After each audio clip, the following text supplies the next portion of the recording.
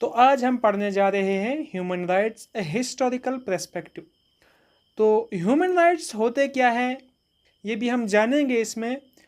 Human rights basic rights हैं human being के, जो कि यूनिवर्सल हैं, सबके लिए इक्वल हैं और can not be taken away. इनको कभी एक इंसान से, कभी ह्यूमन से दूर नहीं किया जा सकता है। और इसके बाद क्या है, ये इनविजिबल है। अगर हम बात करें ह्यूमन राइट्स की, ये जो टर्म है ह्यूमन राइट्स, तो ये पॉपुलर होती है 20th सेंचुरी में। बट इसकी बात जो होती है, इससे पहले भी ह्यूमंस को जस्टिस, डिग्निटी, प्रोटेक्शन वगैरह के बारे में बात हुई है और बहुत सारी राइटिंग्स में लिखा गया है। और ह्यूमंस को ये काफ़ी हद तक मिलती भी थी, मतलब उनको काफ़ी हद तक उनके राइट्स मिलते भी थे।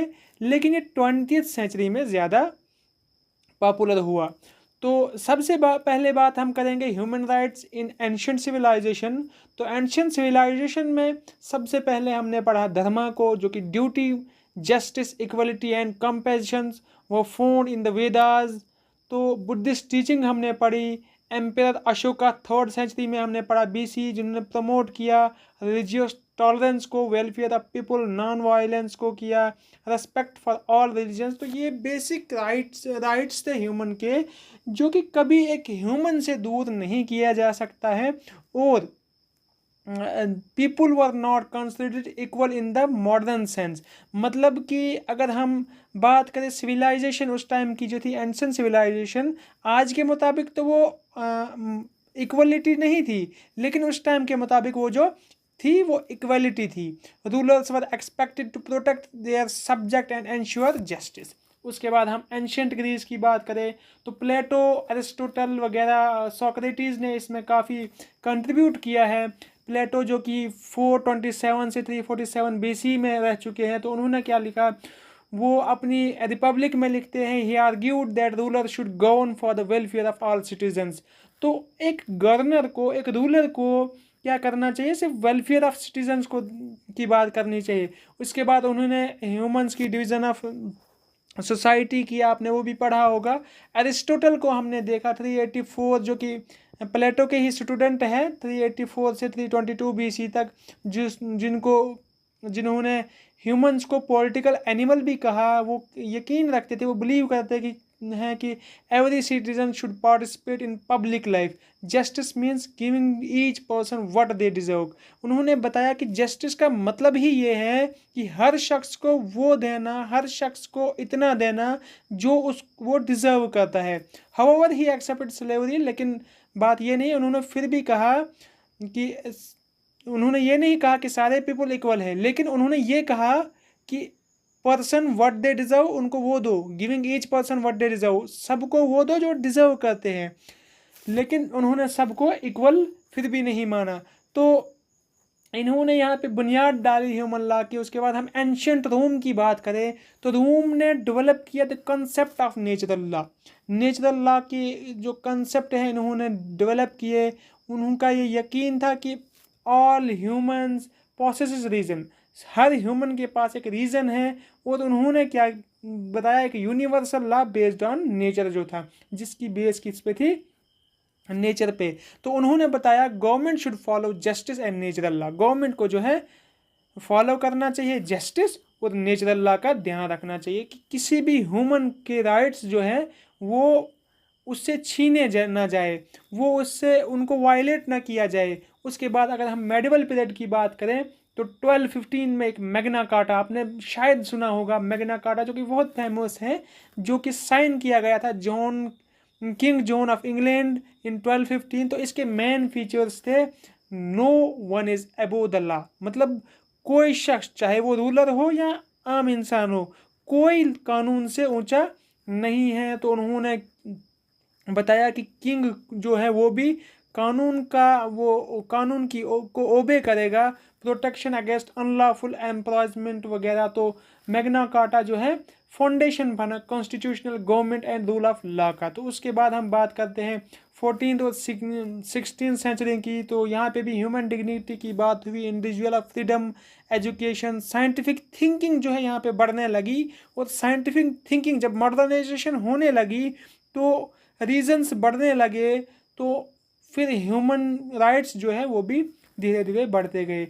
उसके बाद जब हम 17 और 18th सेंचुरी को पढ़ें, इसको द एज ऑफ एनलाइटमेंट भी कंसिडर किया जाता है, कि जब जॉन लॉक 1632 से लेकर 1704 तक, जो कि फादर ऑफ लिबरलिज्म भी कहा जाता है उनको, तो उन्होंने अपने आइडियाज़ दिए, right to life, right to liberty, right to property. तो उन्होंने ये लिखा अपनी राइटिंग्स में कि गवर्नमेंट को प्रोटेक्ट करना चाहिए इन राइट्स को। और उन्होंने ये भी लिखा कि गवर्नमेंट एग्जिस्ट ही इसलिए करती है कि वो इन राइट्स को प्रोटेक्ट करे। उसके बाद आते हैं थॉमस हब्स, जो कि 1588 से लेकर 1679 तक रहे। उन्होंने अपनी स्टेट ऑफ नेचर दी, जहाँ पे उन्होंने सॉलिटरी, पुअर, नास्टी, ब्रिटिश वगैरह वो आपने पढ़ा होगा उनकी थ्योरी। तो उनका वो एक थ्योरी है उसको भी। और उसके बाद है जीन जॉक रोसो, तो ये भी 1712 से 1778 इन्होंने भी इसमें काफ़ी कंट्रीब्यूशन किया है। और इन्होंने कहा है कि people are naturally free and equal, कुदरती तौर पर लोग जो है वो फ्री भी हैं और इक्वल भी हैं। उसके बाद हमने मॉन्टेस्क्यू को पढ़ा। तो ऐसे ही आते आते हमने जब द अमेरिकन रेवोल्यूशन हुआ, तो डिक्लेरेशन ऑफ इंडिपेंडेंस 1776 ने डिक्लेयर किया कि all man are created equal, सारे लोग जो हैं, सारे मैन जो हैं, उनको इक्वली क्रिएट किया गया है। तो इसमें जोर दिया गया इक्वलिटी पे, लिबर्टी पे, राइट टू लाइफ पे, गवर्नमेंट बाय कंसेंट पे। तो इसने इंस्पायर किया democratic movement across the world. उसके बाद फ्रेंच रेवोल्यूशन हुआ, जिसमें इन ह्यूमन राइट्स को और बढ़ावा मिला। उसमें फर्टर्निटी भी ऐड हो गई, freedom of expression, equality before law, popular sovereignty add हो गई। तो उसके बाद बात जब होती है 19th सेंचुरी की, तो यहाँ पे एबोलिशन ऑफ स्लेवरी होता है। ब्रिटेन जो 1833 में वो वगैरह इंडिया पे उन्होंने राज किया। तो यहाँ से धीरे धीरे जो है वेस्टर्न नॉलेज जब बढ़ने लगा हिंदुस्तान में भी और बाकी देश में भी, बाकी मुल्कों में भी, तो धीरे धीरे ह्यूमन राइट्स जो है वो बढ़ते चले गए। ऐसे ही कुछ उसके बाद वुमेन्स राइट मूवमेंट चली, राइट टू एजुकेशन, वुमेन ने डिमांड किया right to education, right to vote, equal opportunities. तो human rights after world war 1 देखें तो The League of Nations 1920 was created to promote peace. However, it lacked enforcement power, failed to prevent World War II. But यहाँ पे भी काफ़ी कुछ मिला, women's को भी काफ़ी एम्पावरमेंट मिला, लेकिन अब तक वो फुल फंडामेंटल राइट्स नहीं मिले थे उनको। अब तक उनके ह्यूमन राइट्स जो है वो वायलेट ही होते आ रहे थे। उसके बाद जब वर्ल्ड वार 2 होता है तो हमारा कॉन्स्टिट्यूशन बनता है, और कॉन्स्टिट्यूशन में जो है हमें बराबर 7 फंडामेंटल राइट्स दिए जाते हैं, जिसमें बाद में अमेंडमेंट करके वो क्या है कि राइट टू प्रॉपर्टी को हटा दिया जाता है। और इसके साथ साथ हमें एक आर्टिकल दिया जाता है, आर्टिकल 32, जो कि हमारे फंडामेंटल राइट्स हैं उनको प्रोटेक्ट करता है। और आर्टिकल 32 को बी आर अम्बेडकर कहते हैं कि ये heart and soul of the constitution है, क्योंकि ये एनेबल करता है सिटीजन्स को to enforce their fundamental rights. हमने DPSP को देखा, हमने नेशनल ह्यूमन राइट्स कमीशन को देखा, जो कि 1993 में इस्टेब्लिश हुआ। तो ऐसे ही हमने देखा। अगर हम बात करें कंक्लूजन की, the history of human rights reflect humanity continuous struggle, freedom, equality, justice, dignity. तो ये बहुत ही बड़ा एक स्ट्रगल था ह्यूमंस के लिए, जिसमें हम फिलोसफिकल आइडियाज़ में भी हमने देखा, प्लेटो को पढ़ा, एरिस्टोटल को पढ़ा, जॉन लॉक को पढ़ा, उनके लैंडमार्क्स डॉक्यूमेंट जो थे उनको पढ़ा, और मैग्ना कार्टा जो एक लैंडमार्क डॉक्यूमेंट, जो एक अहम डॉक्यूमेंट माना गया, किंग जॉन के द्वारा साइन किया हुआ, तो उसको पढ़ा हमने। तो ये सारी चीज़ें जो हैं ये कंट्रीब्यूट करती हैं ह्यूमन राइट्स को एनेबल करने में। तो आज के लिए इतना ही।